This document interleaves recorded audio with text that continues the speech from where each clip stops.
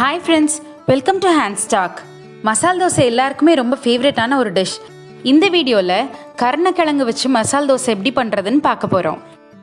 இந்த ரெசிபிக்கு தேவையான பொருட்கள்: நல்லெண்ணெய் 1 டேபிள்ஸ்பூன், கடுகு 1 டீஸ்பூன், உடைச்ச உளுந்து 1 டீஸ்பூன், கொஞ்சம் கருவேப்பிலை, மஞ்சத்தூள் 1 டீஸ்பூன், மிளகாய் பொடி 1 டேபிள்ஸ்பூன், உப்பு தேவையான அளவு, பொடியா சாப் பண்ண வெங்காயம் 1 கப், கருணக்கிழங்கு நல்லா வேக வச்சு மசிச்சு எடுத்தது 1 கப், பொடியா சாப் பண்ண தக்காளி 1 கப்.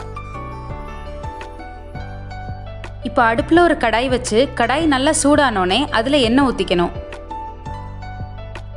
எண்ணெய் நல்லா சூடானோடனே அதில் 1 டீஸ்பூன் கடுகு சேர்த்துக்கணும். கடுகு நல்லா பொரிஞ்சதுக்கப்புறம் அதில் 1 டீஸ்பூன் உடைச்ச உளுந்தையும் சேர்த்துக்கணும். அதோட கொஞ்சம் கருவேப்பிலையும் சேர்த்துக்கணும்.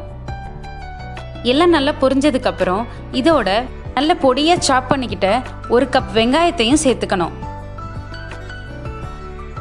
எல்லாத்தையும் சேர்த்து நல்லா வதக்கி விட்டுக்கணும். வெங்காயம் நல்லா வதங்கினதுக்கப்புறம் அதில் பொடியாக சாப் பண்ண 1 கப் தக்காளியும் சேர்த்துக்கணும்.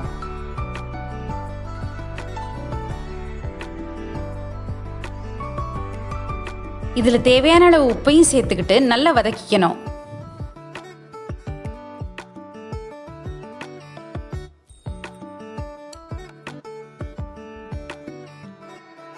தக்காளி குக் ஆகிற வரைக்கும் ஒரு மூடி போட்டு மூடி வச்சிடணும்.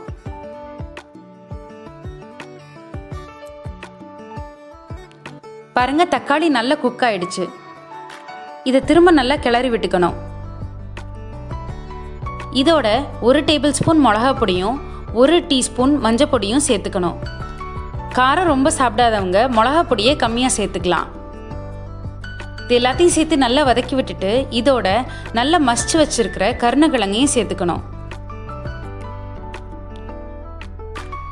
இப்போ எல்லாத்தையும் சேர்த்து நல்லா கிளறி விட்டுக்கணும். இந்த மசாலா இந்த கிழங்கோட சேர்ந்து நல்லா குக் ஆகிறதுக்காக இதோட கொஞ்சமாக தண்ணி ஊற்றி நல்லா கிளறி விட்டு ஒரு மூடி போட்டு மூடி வச்சிடணும்.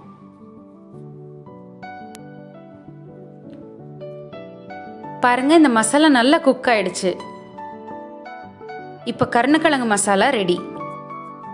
இப்போ அடுப்பில் தோசைக்கல் வச்சு அதில் நல்ல மெல்லிசாக ஒரு தோசை ஊற்றிக்கணும்.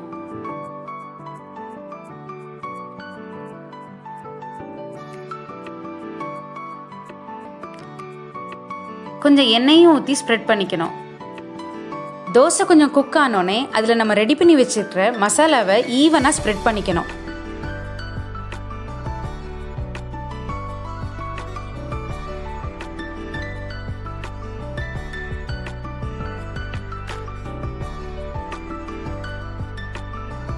தேவைப்பட்டால் கொஞ்சம் எண்ணெயும் இதில் சேர்த்துக்கலாம்.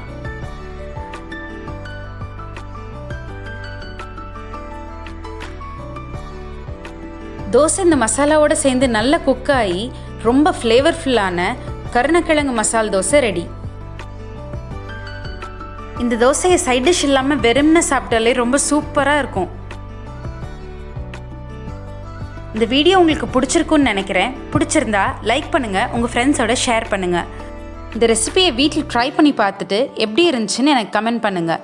இது மாதிரி இன்னும் நிறைய வீடியோஸ்க்கு என் சேனலை சப்ஸ்கிரைப் பண்ணுங்கள். தேங்க்யூ.